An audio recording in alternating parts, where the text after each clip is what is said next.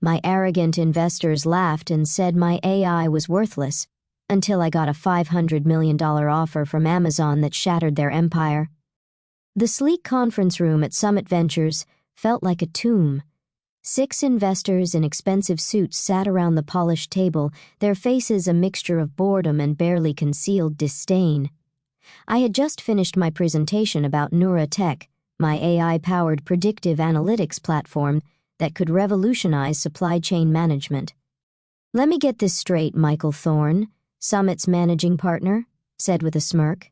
"You think you've built an AI that can predict supply chain disruptions better than Amazon's own systems? Better than what Target and Walmart have spent billions developing?" I stood my ground, tablet in hand, the platform's interface still glowing on the screen behind me. The test results speak for themselves. Neuratech has achieved 97% accuracy in predicting supply chain disruptions up to 6 months in advance. "That's worthless," Thorne interrupted, leaning back in his chair. "Your product is worthless, Ms. Morgan. You're a software engineer with no business experience, no major clients, and no understanding of how enterprise software actually works." The other investors nodded in agreement, already closing their portfolios, already dismissing me. They had made up their minds before I had even walked in. "Thank you for your time," I said quietly, gathering my materials. My hands didn't shake. My voice didn't waver. I had learned long ago that showing weakness in rooms like this was fatal. As I walked out, I heard one of them chuckle. "Can you believe she thought she could compete with Amazon?" I smiled slightly, thinking about the email sitting in my inbox, the one they hadn't let me mention. The one from Amazon's head of strategic acquisitions requesting a private demo of Neuratech next week. But that would come later. First, I had a story to tell. A story that started 3 years ago in a very different room with a very different kind of rejection. 3 years earlier, I sat in my supervisor's office at Global Logistics Solutions, staring at the man who had just ended my 8-year career as a supply chain software developer.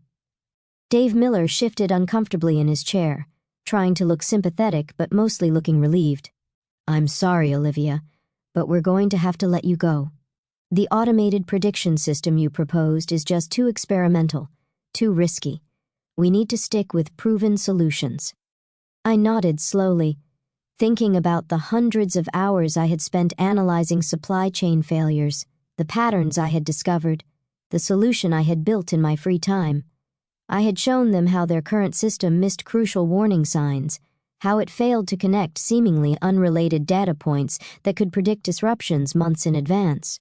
They hadn't just rejected my idea, they had fired me for developing it independently, claiming it violated my employment agreement. They wanted safe, predictable, mediocre. I gave them what they wanted: a quiet exit, a signed NDA, a promise not to compete directly with their outdated systems. What they didn't know was that I had already laid the groundwork for something much bigger. The termination package they offered, 6 months' salary as severance, wasn't just the end of my career at GLS. It was seed funding for my revolution.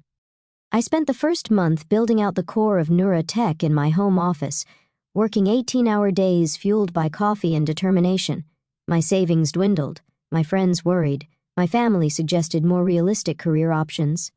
But I had seen something none of them could see. In the massive data sets I had analyzed at GLS, in the countless supply chain disruptions I had studied, there were patterns, subtle connections that human analysts missed, early warning signs that existing software couldn't detect. The breakthrough came at 3 a.m. on a Tuesday, 4 months after my firing.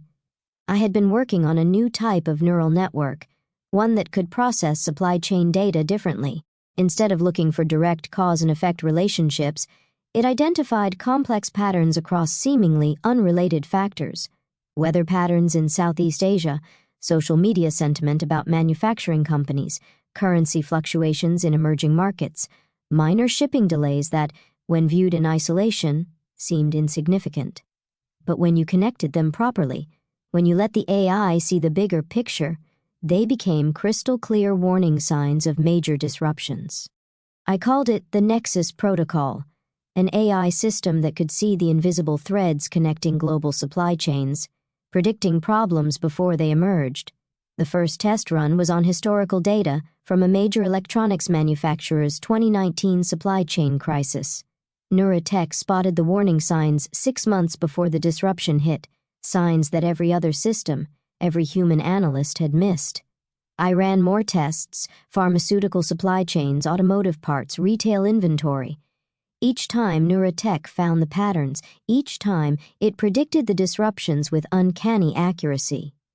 By month 5, I had a working prototype.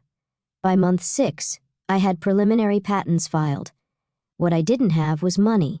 The severance was running out, and AI infrastructure isn't cheap. That's when I met Sophia Martin. She found me through a tech forum where I had posted some theoretical questions about neural network architecture. She was a former supply chain executive turned angel investor, and she understood immediately what I was building. "This isn't just software," she said during our first coffee meeting. "This is a fundamental shift in how we understand supply chain dynamics." She invested $250,000 for a 5% stake. More importantly, she introduced me to her network, small companies willing to beta test the system, data scientists who helped refine the algorithms, lawyers to strengthen the patents. For the next 2 years, we built in silence. No flashy announcements, no TechCrunch articles, just quiet, relentless improvement. Neuratech evolved from a prediction tool into a comprehensive supply chain intelligence platform. It didn't just spot potential disruptions, it suggested alternative suppliers, calculated risk factors, and provided detailed mitigation strategies. The early clients were small, but the results were undeniable. A medical supply company avoided a critical shortage by switching suppliers 2 months before their primary vendor faced a production crisis. A food distributor rerouted their entire logistics network a week before unprecedented storms shut down major shipping lanes. Word started to spread in certain circles, the right circles. Companies began reaching out quietly, asking for demos, wanting to test the system against their own data. That's when the first acquisition offer came. A major consulting firm offered $50 million for the technology. I declined. They came back with $100 million. I declined again because by then, I had seen the full potential of what we had built. Neuratech wasn't just another enterprise software tool. It was a window into the hidden patterns that governed global commerce. And someone else had noticed. Someone big.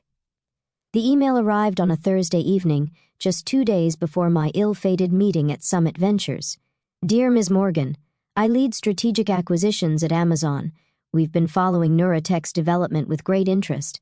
Our preliminary analysis suggests your predictive accuracy exceeds anything currently available in the market. We would like to arrange a private demonstration next week. Regards, James Wilson, VP of Strategic Acquisitions, Amazon." I hadn't mentioned the email during my pitch at Summit Ventures. I hadn't mentioned the other interested parties, the preliminary acquisition talks, the major retailers quietly testing the system. Let them think it was worthless. Let them dismiss the woman who had spent 3 years building something they couldn't understand, because in exactly 1 week, when Amazon's offer became public, when their phones started ringing with calls from reporters asking about the startup they had laughed out of their office, they would learn a valuable lesson. Sometimes, the most valuable things are the ones you're too blind to see. I stepped into my car outside Summit Ventures, checking my calendar. The Amazon demo was scheduled for Tuesday morning. Everything was ready. Everything was perfect. Let them laugh. In a week, the laughter would stop, and a very different sound would fill those expensive conference rooms, the sound of opportunity slipping through their fingers. Amazon's Seattle headquarters loomed against the gray morning sky, a testament to what happens when someone builds something others call impossible. I straightened my blazer, checked my reflection in the lobby's polished marble, and took a deep breath. "Ms. Morgan." A tall woman in a crisp suit approached, tablet in hand. "I'm Jennifer Hayes, James Wilson's chief of staff. They're ready for you in the executive conference room." The elevator ride to the 23rd floor was silent. I used those 30 seconds to center myself, remembering every dismissive investor, every doubting executive, every person who said it couldn't be done. Their skepticism had only made Neurotech stronger. The conference room doors opened to reveal a scene very different from Summit Ventures. Instead of bored investors checking their phones, 12 intense-looking people sat forward in their chairs, laptops open, clearly having done their homework. James Wilson, Amazon's VP of Strategic Acquisitions, rose to greet me. He was younger than I expected, maybe in his early 40s, with the focused energy of someone who evaluated revolutionary technology for a living. "Ms. Morgan," he said, shaking my hand firmly, "thank you for coming. We've been analyzing Neurotech's test results for the past month. Frankly, they seem too good to be true." I smiled, setting up my laptop. "That's why I brought a challenge for you. Give me your 3 most difficult supply chain disruptions from the past year, ones you didn't see coming. Let's run them through Neurotech Live." A murmur of interest ran through the room. James glanced at his team, then nodded. "Amanda, get the Singapore semiconductor crisis data. Peter, the Brazilian transport strike, and let's see the European energy shortage numbers." For the next 2 hours, I ran Neurotech through its paces. The system didn't just identify the warning signs they had missed. It showed exactly how those signs connected, how they amplified each other, how they created the perfect conditions for disruption. When I showed how Neurotech could have predicted the semiconductor crisis 8 months in advance, a heavy silence fell over the room. These people had lived through that crisis, had dealt with the fallout, had explained to their bosses why they hadn't seen it coming. "This is," James paused, choosing his words carefully, "significantly more advanced than anything we've evaluated. How did you achieve this level of predictive accuracy?" I pulled up the Nexus protocol architecture. Because everyone else is looking at supply chains as linear systems, action and reaction, cause and effect, but they're not linear, they're neural. Every point connects to every other point in ways that traditional analytics can't see. The technical team leaned forward, eyes widening as they understood the implications. This wasn't just better software. This was a fundamental reimagining of how supply chain intelligence worked. "We'd like to move forward with acquisition discussions," James said finally. "Our technical team will need to do a deep dive, of course, but preliminary valuation looks very promising." I nodded calmly, even as my heart raced. "I should mention that we're in talks with other interested parties." "Oh, we know," he smiled. "Walmart's chief innovation officer has been asking about you. Target's supply chain team ran some tests, and Google's acquisition department has been sniffing around." He leaned forward. "But we think Amazon is the best home for this technology. We can scale it globally within months." As I packed up my equipment, James walked me to the elevator. "We'll have an initial offer for you by Friday. In the meantime, I suggest keeping this meeting confidential." He didn't need to finish the sentence. We both knew what would happen when the market learned that Amazon was seriously pursuing Neurotech. The next 48 hours were a blur of due diligence meetings, technical reviews, and increasingly urgent calls from other interested parties. Sophia called Wednesday morning, her voice excited. "Olivia, something's happening. I just got 3 calls from major VCs asking about Neurotech. What did you do?" "Amazon's moving fast," I replied, watching my email as another meeting request came in, this one from Google's acquisition team. Word's starting to leak. "Summit Ventures called," she said, a hint of satisfaction in her voice. "Suddenly, they're very interested in setting up another meeting." I thought about Michael Thorne's smirking face, his dismissive wave. Let them wait. By Thursday afternoon, the technology blogs were buzzing with rumors.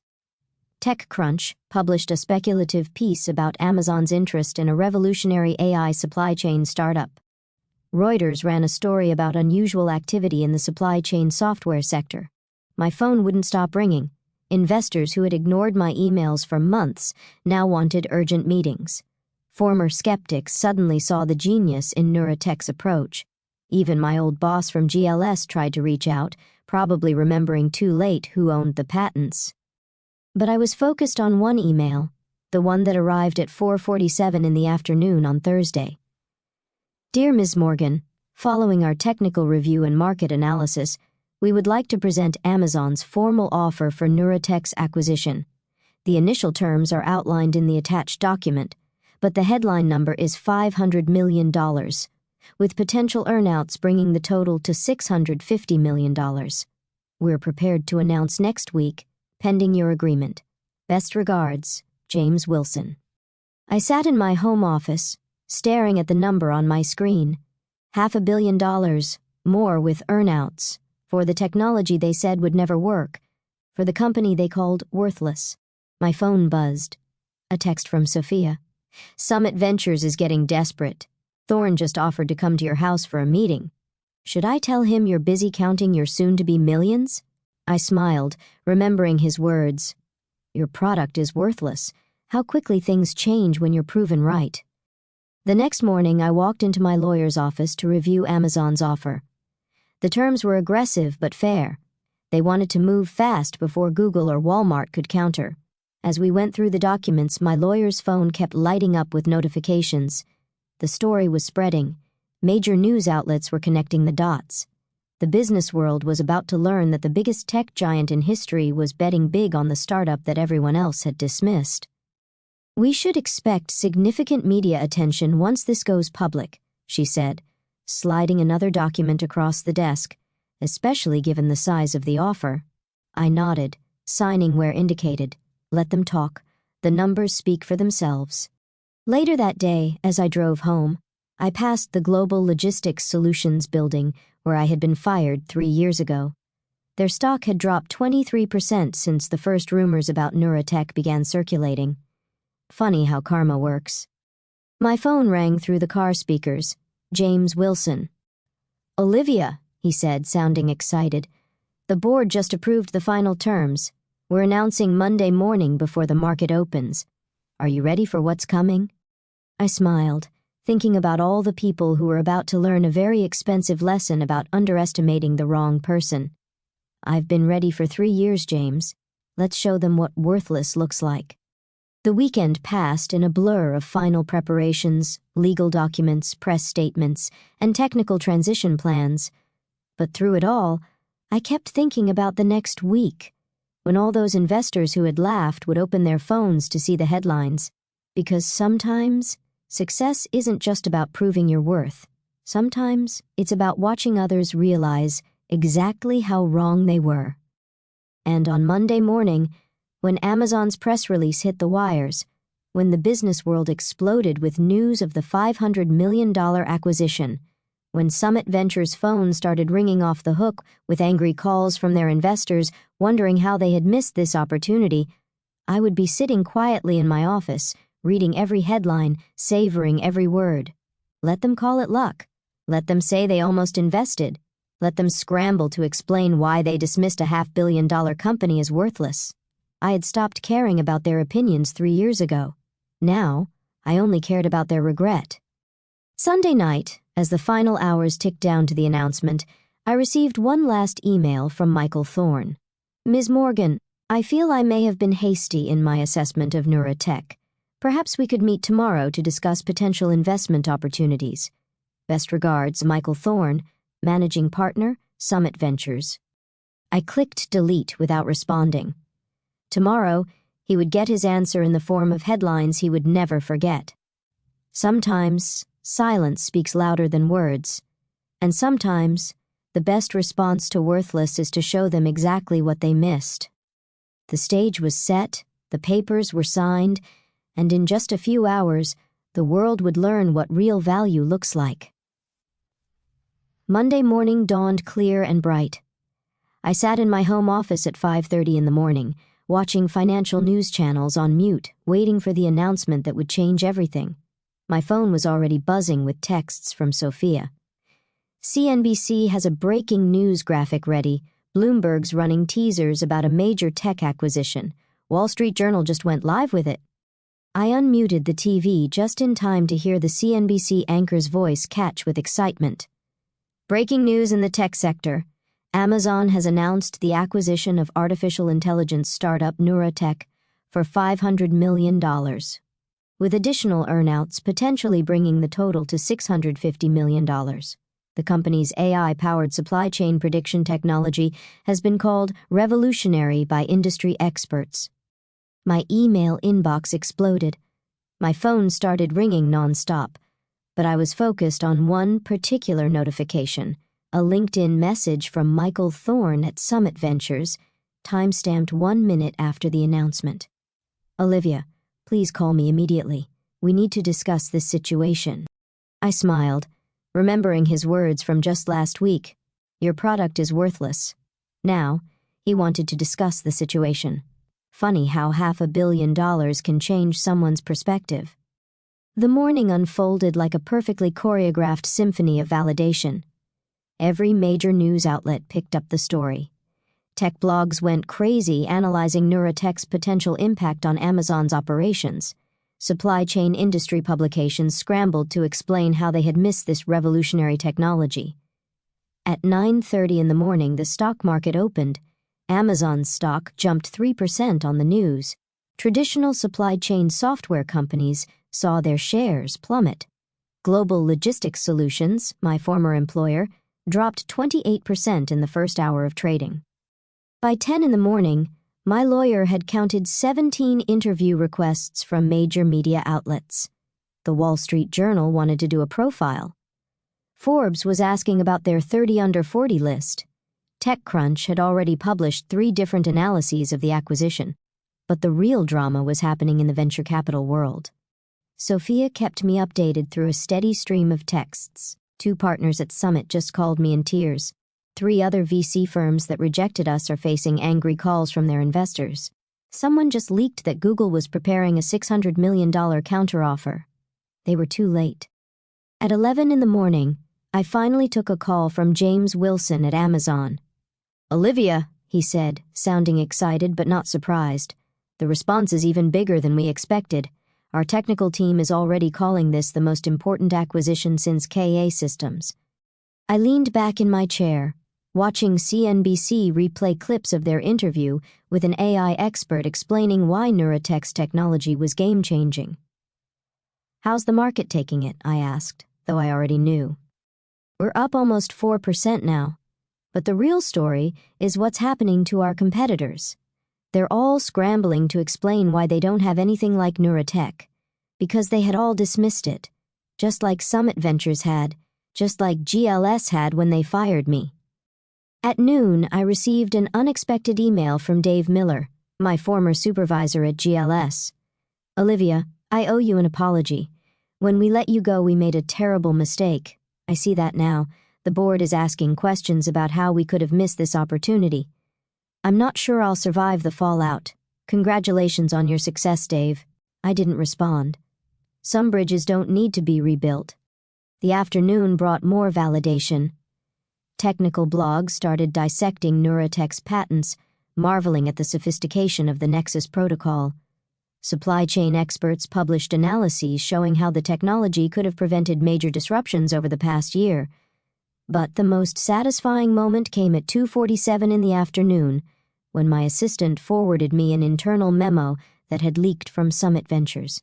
"All partners, in light of recent events concerning Neurotech's acquisition by Amazon, we need to immediately review our due diligence procedures. The failure to recognize this opportunity represents a significant lapse in judgment that has already drawn criticism from several major LPs. Michael Thorne's position as managing partner will be discussed at Thursday's emergency board meeting. Regards, Board of Directors." I forwarded it to Sophia with a single word: karma. Her response came immediately. "He's finished. 2 other partners just called me asking if you'd consider letting them invest in your next venture. Apparently, being the person who called a $500 million company worthless isn't great for your career."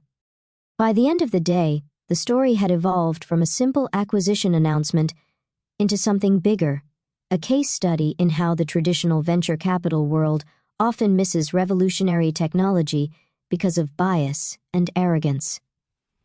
CNBC ran a special segment titled "The Billion-Dollar Blind Spot: How VCs Miss Breakthroughs." They interviewed experts about why established firms often fail to recognize transformative technology. Summit Ventures was mentioned repeatedly, not in a good way. As the sun set, I finally allowed myself to really feel it. The validation, the vindication, the pure, undiluted satisfaction of being proved right in the most public, most undeniable way possible. My phone buzzed one last time. A text from James Wilson. Board wants to fast-track the integration. Can you come to Seattle next week? We're thinking bigger than just supply chain now. This could transform everything. I texted back my agreement, then walked to my window, watching the city lights come alive as darkness fell. 3 years ago, I had stood at a different window, having just been fired, wondering if I was crazy to believe in my idea. Now, that idea was worth $500 million, and the people who had laughed were scrambling to explain their short-sightedness. The next morning, I had one important meeting, a breakfast with Sophia to discuss the future. She was waiting at our usual cafe, grinning like a cat that caught a particularly fat canary. So, she said as I sat down, I counted at least 30 VC firms that are now claiming they almost invested in neurotech. Funny how everyone sees the vision after the fact. I smiled, stirring my coffee. Any word from Summit? Total meltdown. 3 major investors have pulled out. Thorne is being pushed out. Apparently, letting the biggest tech acquisition of the year slip through your fingers because of arrogance isn't great for business. We spent the next hour planning next steps. Amazon wanted to scale neurotech globally, but they also saw applications beyond supply chain. The underlying technology, the ability to see patterns in complex systems, could revolutionize everything from financial markets to climate science.